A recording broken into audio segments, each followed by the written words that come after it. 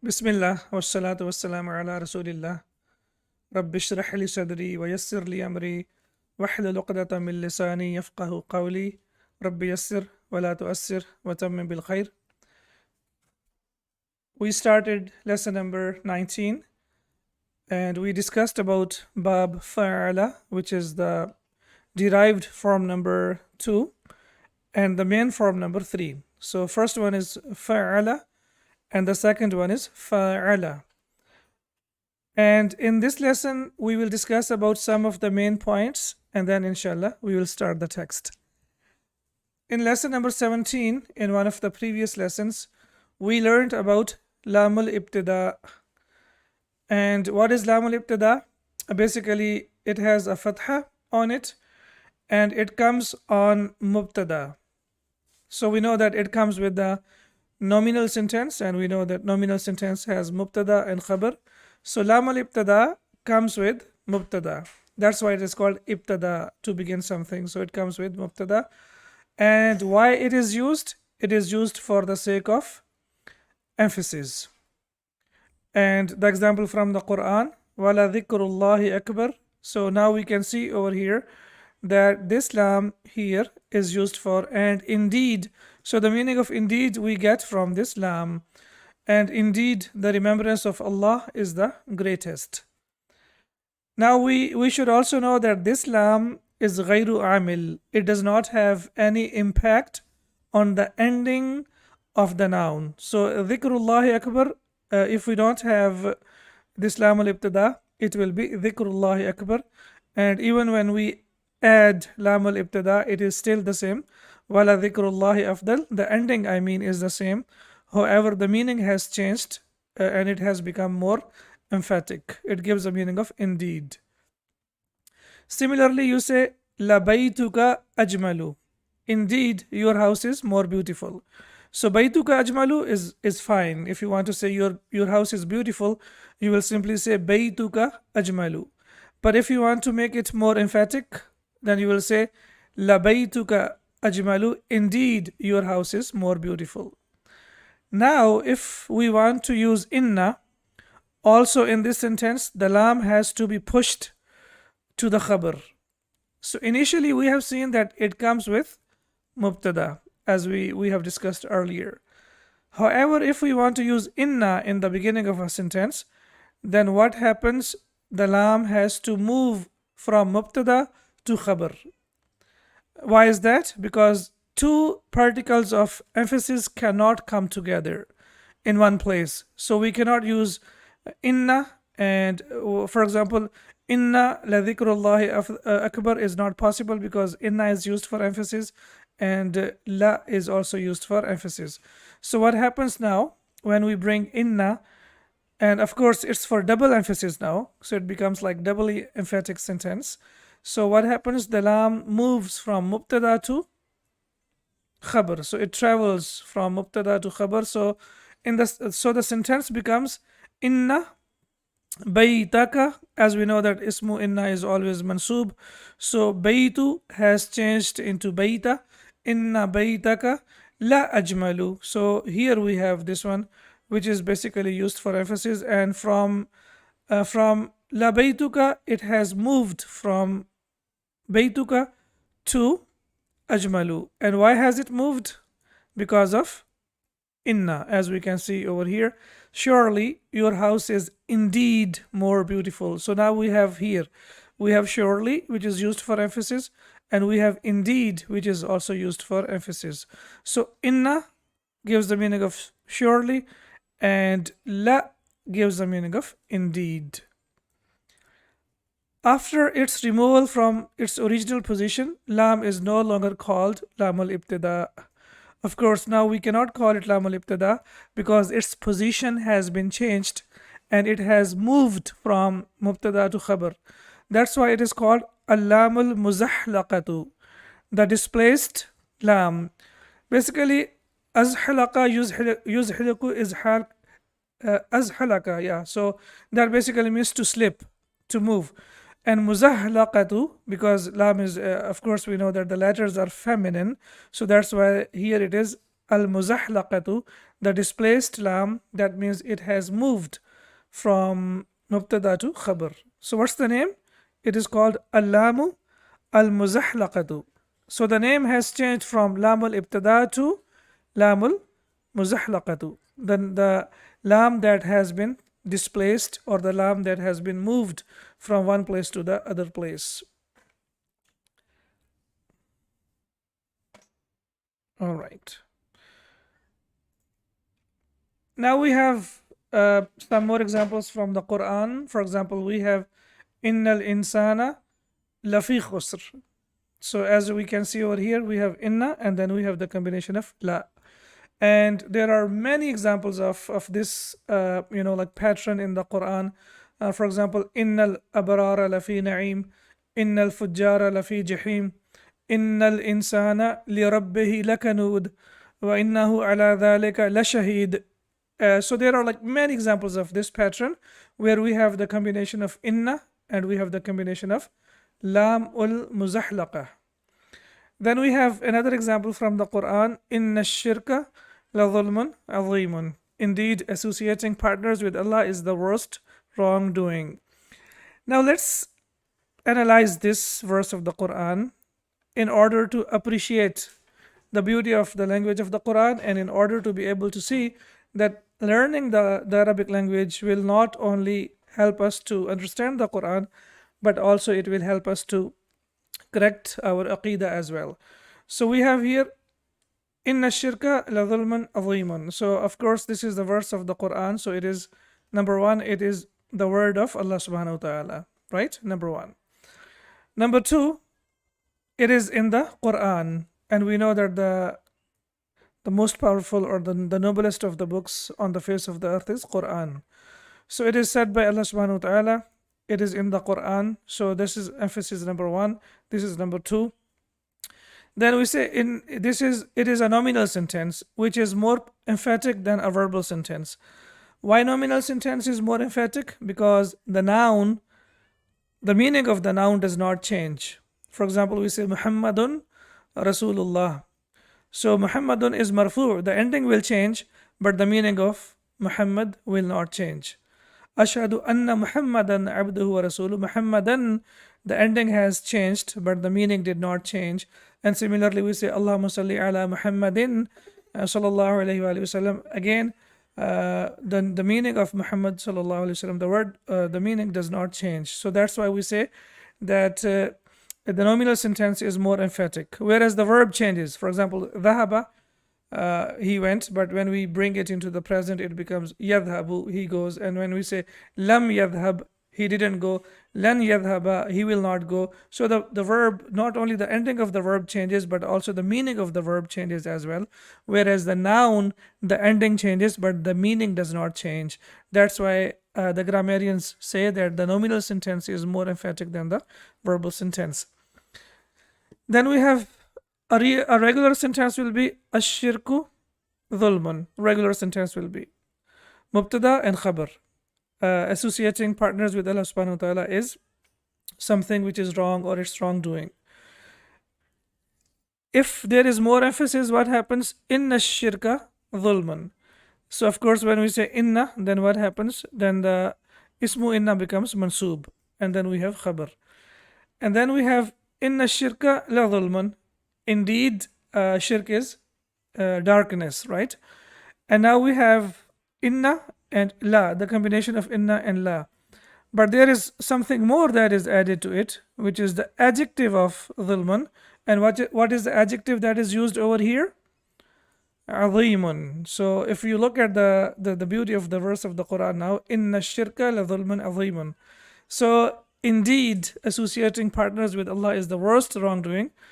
So as we have seen over here, grammatically, we have seen the meaning, and we have seen in the light of the meaning of the Quran that this is something which is very, very dangerous. And if by any means, if someone has this, it's a great problem for that person. So now, can we appreciate the beauty of the Quran? Can you translate it now?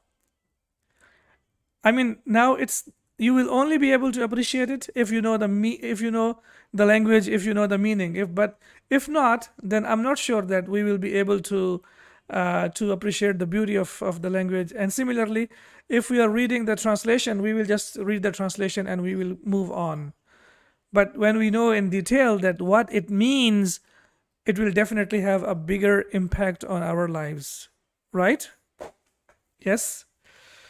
Really, yes, Ustad. Yeah, similarly, the Prophet Muhammad sallallahu alaihi wasallam has taught us in the adhkar of the morning and adhkar of the evening. So, what is like the treatment? If how can we keep ourselves free from shirk? Of course, the best way is to follow the teachings of Prophet Muhammad sallallahu alaihi wasallam. So, he told us to make this dua 3 times in the morning and 3 times in the evening. Allahumma inni a'udhu bika min an ushrika bika shay'an a'lam wa astaghfiruka lima la a'lam. So that's what the Prophet Muhammad sallallahu alaihi wasallam, this dua, oh Allah, I take refuge in you lest I should commit shirk with you knowingly, and I seek your forgiveness for what I do unknowingly. So there is a possibility that we might do something, we might do some shirk, which is, may Allah protect us knowingly, but most of the times we don't do it. However, unknowingly, there is a possibility that, like Riya'un Nas, when we are showing something off to the people, that is also the form of shirk. So that's why we ask Allah subhanahu wa ta'ala to protect us from this, whether it is knowingly or unknowingly. So basically, the idea is the combination of inna and la. Do you remember any other examples from the Quran where we have the combination of inna and la? Yes, does anyone remember? Can you think of any example? The most common, like we have in Surah Al-Asr, Innal insana lafi khusr, right? Yes. Inna shirka la dhulmun adhimun. Can you think of any other example? I gave you like lots of examples. For example, Innal insana li rabbihi lakanud wa innahu ala dhalika lashahid wa innahu li hubbil khairi lashadid. Yeah, innal abrara lafi na'im wa innal fujjara lafi jahim. Right? Subhanallah. So there are so many examples of this in the Quran. So we have learned about the combination of inna plus lamul muzahlaqa. Next point, point number 2. The plural of dhu is the wu, as we have learned that dhu, the, that means the possessor of something, having something. So what is the plural? The plural is the wu. It is declined like the sound masculine, plural. So the rough ending will be the wu. So it was basically the wuna. So what happens basically, we know that it is always used as mudaf. So when it is used as mudaf, we know that the noon gets dropped. So that's why it is used as the wu, okay? So for example, here we have the wul qurba ahaqqu bi musa'adatika. Relatives deserve your help more. So here it is marfu. Why it is marfu? Because it is mubtada and the rest of the part is khabar. And we know that mubtada is always marfu'. Here it is sa'id dhawi al-ilmi or dhawil ilmi, help people of knowledge. As we know, sa'id is fail plus file. So here it is maf'ul bihi. So it is mansub. So mansub will be dhawi. And when we say sa'altu an dhawil hajati, so we know that after an, we have the noun that comes after that will be majroor. I asked about needy people. So it will be dhawu, dhawi, dhawi. Now, I will give you the detailed, chart of mudhakkar and muannath. I know that it's used a lot in the Quran, but it's something that we don't really find in lots of books. We don't really find them in the books. So what I tried my level best is to bring out some examples from the Quran, so that our target is to learn the Quran, right?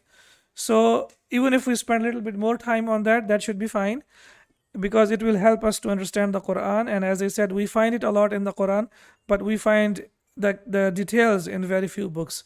Wahid we have already discussed in book number 2, and we have discussed many times. So Rafi' is dhu, Nasb is dha, and Jar is the. Muthanna will be dhawa, the way. Look at the sound here. Ay, the way. Jama', there are two plurals, the woo, the we, the we. These ones we have seen over here. These are used a lot in modern standard Arabic, but they haven't been used in the Quran. The woo hasn't been used in the Quran, whereas the we has been used in the Quran. Um, and ulu, uli, ulul albab, right? So this one is used a lot in the Quran. And please remember that this wow is not pronounced. It's an extra wow. It's an extra wow. So when we recite it, when we are reciting the Quran, it will be only u, ulul albab. It will not be ulu. That will be wrong. Okay. So what is this wow? This is an extra wow, and it is not pronounced. Similarly, in ulaika, the wow is not pronounced. Let's look at some of the examples from the Quran. So first of all, we have wahid. So here we have أعوذ بالله من الشيطان الرجيم ويبقى وجه ربك ذو الجلال والإكرام, right? So here we have ذو.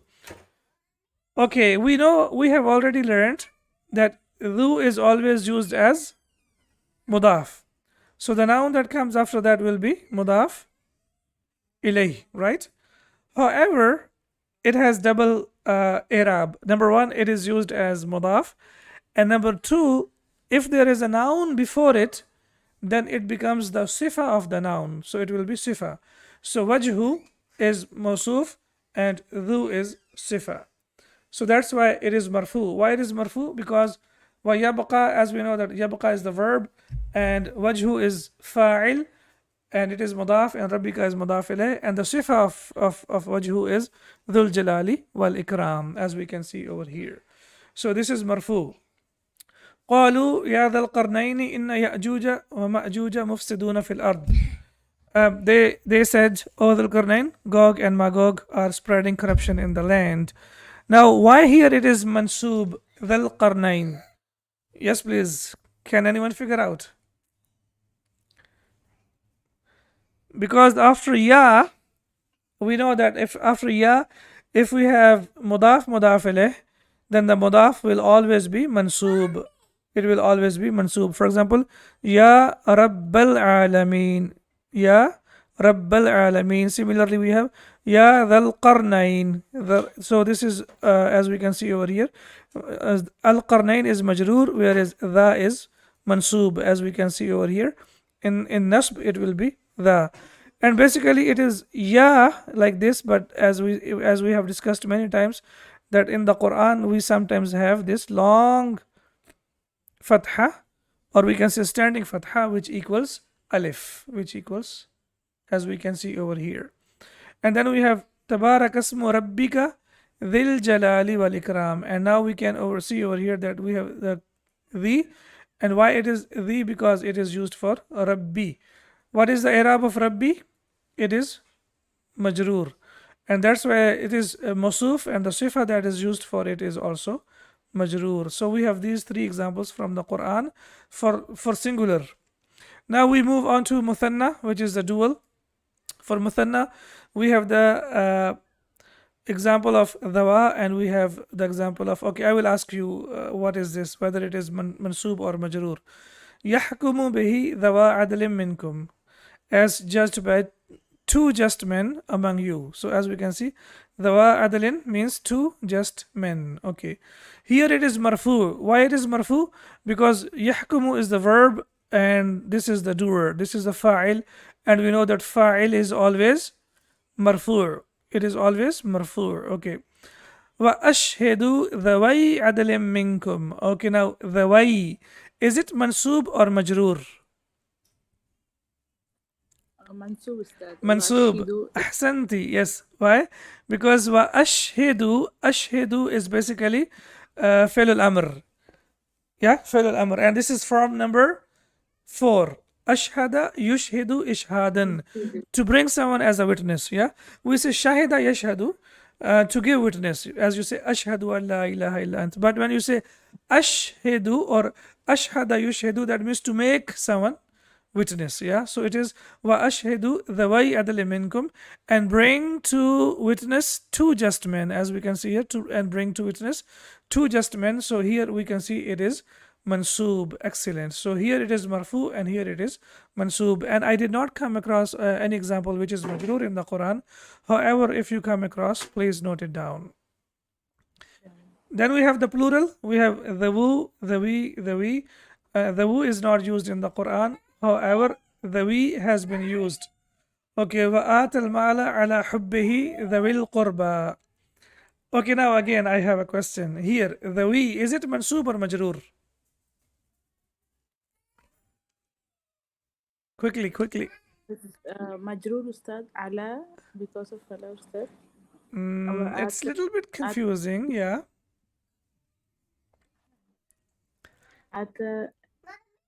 Ata yu'ti ita'an. We know that ata, to give, from number 4,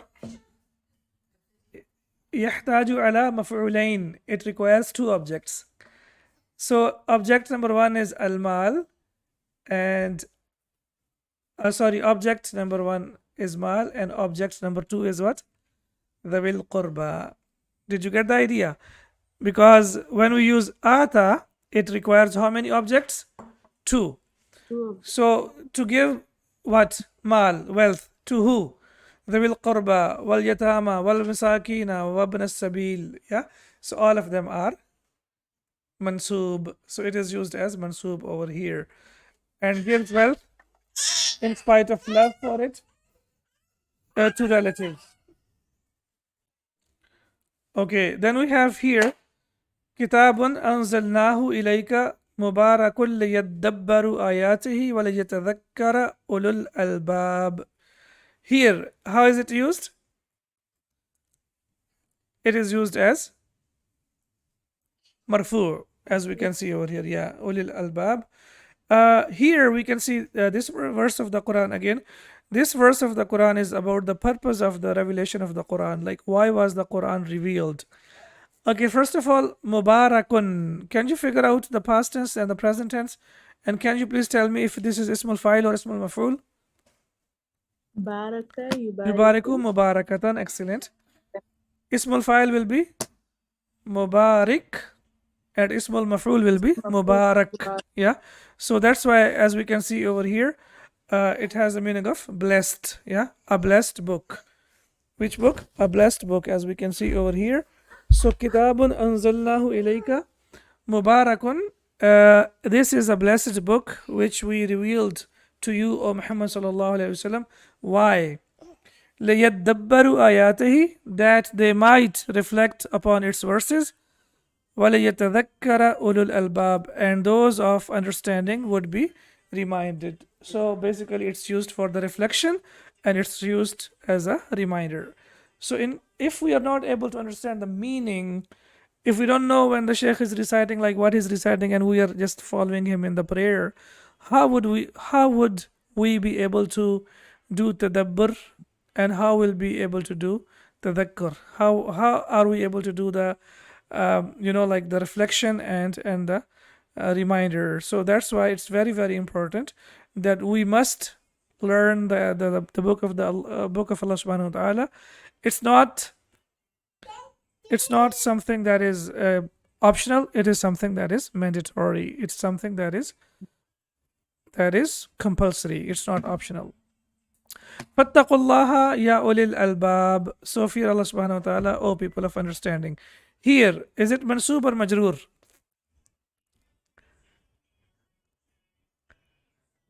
Ulu, uli, uli. Yes. Mansoob of ya. Ahsanti, ya. Because of ya, as we know that after ya, if the noun is used as mudaf mudaf, then it will always be mansoob. Hudan wa dhikra li ulil albab. How is it used over here? It's Majroor Majroor because of li. Excellent. Perfect. Very good. So now we have like ulu is used a lot in the Quran. Ulul arham, ulul albab, and similarly uli ajnihatin, and similarly we have ulil albab. So whenever you are reciting the Quran, please pay a special attention to it. And basically it means and the people, the possessor of ulu. So when we say ulul albab, the possessor of like some intellect, those who think and those who try to reflect, so those people are called ulul albab. Now we come on to mu'annath. In mu'annath we have dhatu, dhata, dhati. Muthanna is dhata. There are two, dhatai, dhatai, and it is also dhawata, dhawatai, dhawatai. And the plural is dhawatu, dhawati, dhawati. And also we have ulatu, ulati, ulati. Again, please remember here that here the wow is not pronounced; it is extra wow, and this is only restricted to the Quran. That when you are reciting the Quran, then we don't have to recite it. Ulati will be wrong. We recite it as ulati, ulati. Okay, now let's look at some of the examples. For the singular, we have fiha fakihatun wan nakhlu dhatul akmam. There is fruit and palm trees having sheaths. So as we can see over here, dhatu, right? So it is marfu. Sayasla naran dhata lahab. He will burn in a flaming fire. Referring to Abu Lahab. Okay, dhata. Why is dhata is mansub over here? Dhata. Here dhata has fatha and here it has dhamma. Can you please tell me why?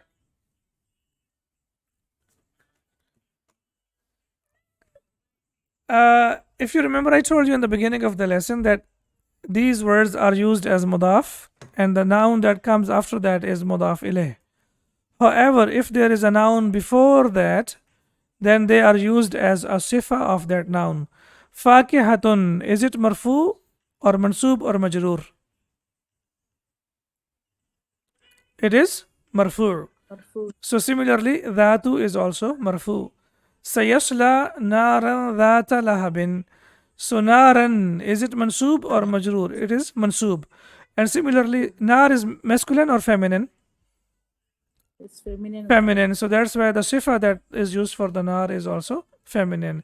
It's not naran dha lahabin, it is dhata lahabin because it is feminine. And wassama'i dhatil buruj. Now here as-sama'i is majroor and similarly the sifa that comes after that is also majroor. Now please remember one thing, that nar is always feminine. However, as-sama, it is used both as masculine and feminine in the Quran. And since we have to follow the Quran, that's why however it is used, we have to follow it.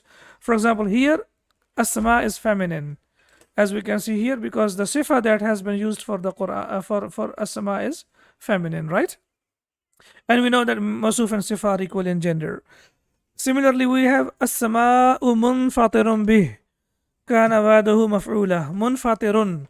So it is as-sama'u munfatirun and not munfatiratun.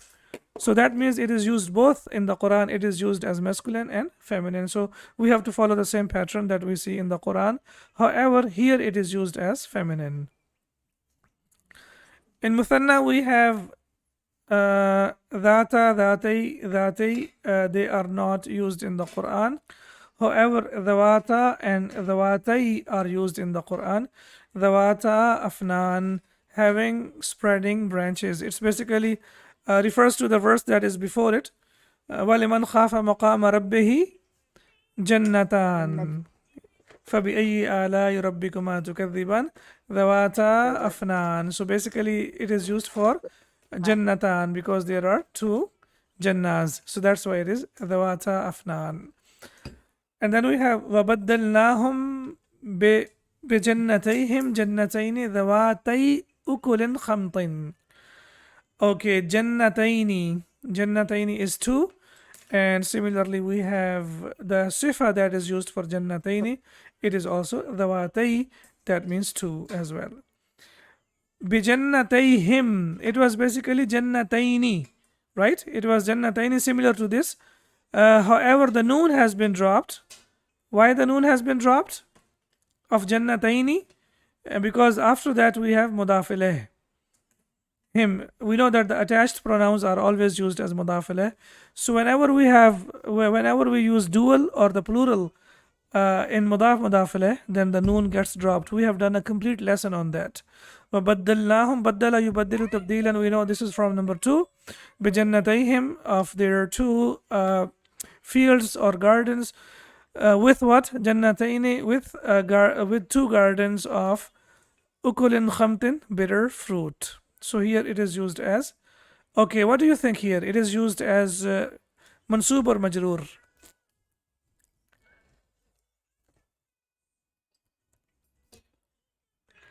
Baddalna. Please remember that we have to always look at the verb. Baddalna, baddala yubaddilu tabdilan. Baddalna, we changed or we replaced. So this is fail plus file. And here jannataini wa dawatai, they are mansoob. Because we know fail plus file, and after that we have maf'ul bihi, and maf'ul bihi is always mansoob. So basically mansoob, jannataini is mansoob. However, dawatai is mansoob because this is the sifa of jannataini. Is this clear? Yes, Ustad. Okay, excellent. And the last, in the end, we have the plural, dawatu, dawati, dawati. Again, dawatu is not used in the Quran, whereas ulatu has been used twice in the Quran, Surah Al-Talaq. And we have one of the examples over here. وَأُولَاتُ الْأَحْمَالِ أَجَلُهُنَّ أَن يَضَانَ حَمْلَهُنَّ. And for those who are pregnant, their term is until they give birth. So as we can see here, وَأُولَاتُ الْأَحْمَالِ. So we know that it is used as mudaf. That's why the noun that comes after that will be always mudaf ilayh. So when it is in the middle of the sentence, when there is a noun after that, the noun after that is mudaf ilayh, and the noun before that is what? Is always mawsuf. La, mawsuf. And this is used as sifa, and this is used as sifa.